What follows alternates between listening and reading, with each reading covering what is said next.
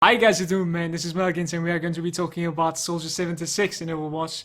First thing that I'm going to be mentioning before I jump into anything is that this character has been the character that I pick when I feel like I'm not doing much for my team. So it's kind of like the backup character, because in the worst case scenario, to my experience, I have always managed to have some bit of an impact in the game when I pick Soldier. As every other hero, Soldier 76 has its own tab over at Options Controls, and the most valuable information that is closed, which by default, in my opinion, it should be open, allied health bars. So make sure that it is on for you over here, because Soldier is capable of healing allies as well. And in maps like King of the Hill and Payload Attack, it is definitely worth seeing your allies' health. You can definitely see when to heal and when to just save it.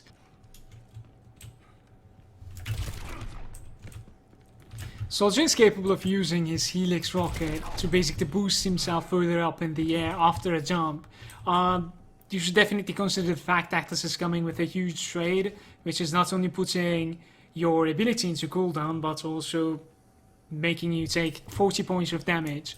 But it is extremely situational in my opinion. In some cases you would like to enter from this window or climb up another place. I think that is definitely jumpable as well now that I see it. But as I said, it's a huge trade. It is definitely situational, but Soldier is capable of doing this.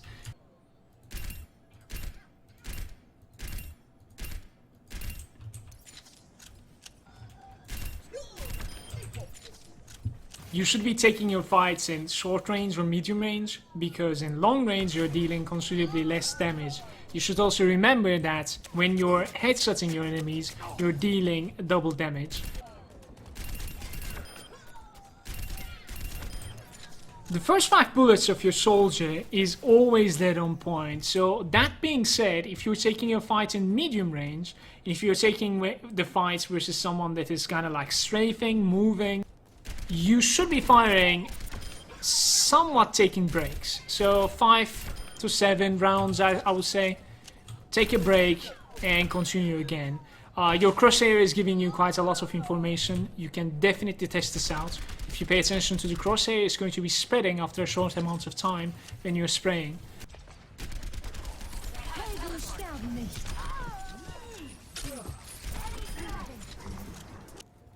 The Helix rocket secondary damage ability of Soldier is capable of hitting quite a lot, but the problem is basically landing it to the opponent that you're taking the fight with.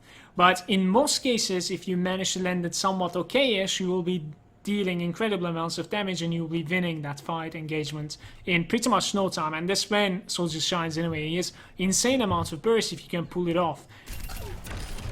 One thing to mention is that the rocket is not capable of headshotting, so basically it doesn't double damage. It's always the same amount of damage. Now that being said, it also has a splash.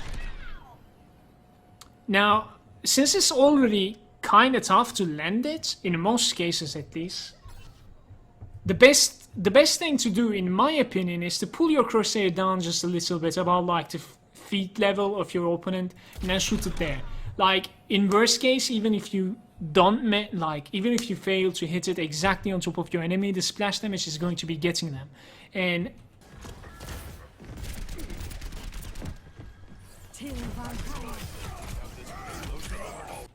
in short range, it is also definitely the safest way to pull it off, because let's say that's a tracer, while it's moving fast you might just whiff it completely.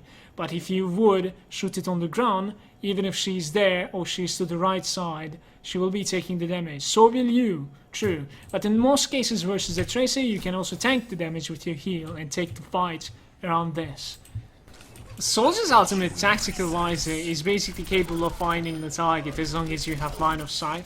And if you're medium to close range, it will always give you the damage of a body shot. It is not capable of headshotting, no matter where you are. Even if you're sitting on top of your target's head, it will always give you the body shot damage. So it is definitely not capable of headshotting. One thing to mention is that Tactical Visor is also helping your Helix rocket to find its target as well. But there's a small difference between the bullets and the Helix rocket, is that the Helix rocket is still capable of missing. So what happens is that if the tactical visor is activated, the helix rocket is going to try to find the target, just like there.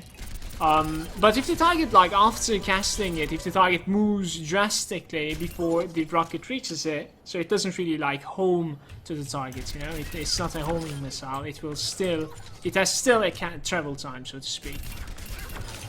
We all got it coming. I've got you in my sights. Resistance doubled. Should have kept your head down.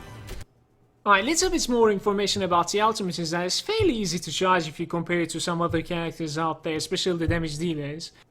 So, that being said, you shouldn't be that picky using his ultimate. Just try to avoid the fact that there's no Reinhardt that's going to be blocking all the damage out there. When there's going to be a Riptire, when you hear, you know, fire in the hole, don't use your ultimate, because you cannot target the Riptire when your ultimate is up. It's definitely trying to find the hitboxes of the players. Same goes for the turrets. I don't think it is trying to hit the turrets at all. It will always avoid it. Even getting one kill, in my opinion, is definitely worth it. Because Overwatch is extremely fast-paced. One dead enemy means they're one less, and Soldier definitely shines when he's sticking with his team. So it is definitely one of the characters that is supposed to be staying with the team. You know, that's Mercy, that's Reinhardt, I don't know, Roadhog. In my opinion, they definitely need you as much as you need them, because there are other heroes out there that are capable of doing what Soldier would have done alone a lot better. Definitely, McCree comes to mind. He just destroys if you go 1 versus 1. So, well, McCree kind of destroys everything, but I'm going to be talking about that later on. Alright, so I think that's it from me today. I'm really hoping that at least there was just a little bit of information for pretty much everyone out there. I really hope that you enjoyed it. And if you did, please leave a like. This is the first video of Overwatch that I have, for many more to come, hopefully. And I would like to see you again. For that, please subscribe. Take care.